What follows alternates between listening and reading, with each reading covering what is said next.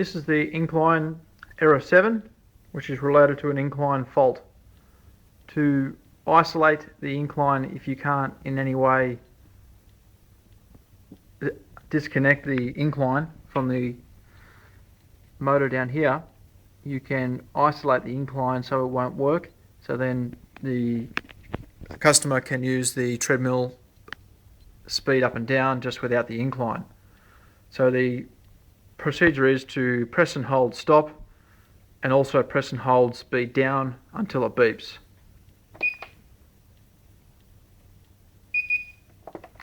Now with that error 7 gone off the screen, now it's back to the standard standby screen. You can now press start. Treadmill will count down and start up. And then if we press the up for incline, the numbers will actually go up. But as you'll see, as I keep pressing it, the incline doesn't go up. To reinitialize the incline, all you need to do is to disconnect the power, press stop, turn the power switch off at the front of the treadmill, turn it back on again. Incline is now initializing, and now the incline will come up with the same E7 error message because we haven't reset the actual incline as well.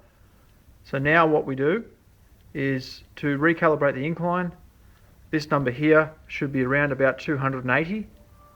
So what we'll do here is we press and hold stop, and also press and hold incline down to take that down to 280.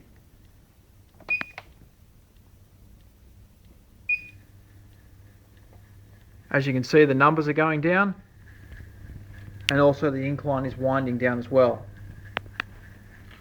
Numbers go down in quite quick succession, so what you'll need to do is to release your hands when it gets to around about 280. Keep holding the stop and incline down button.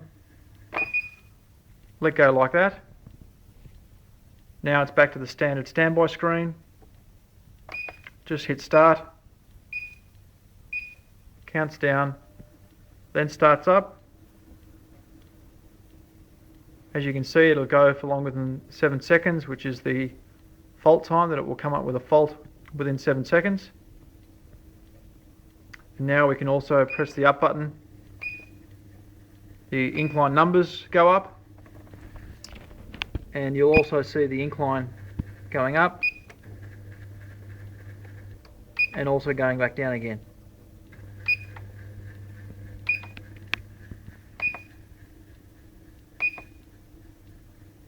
This is the incline isolation procedure and also the incline reset procedure as well.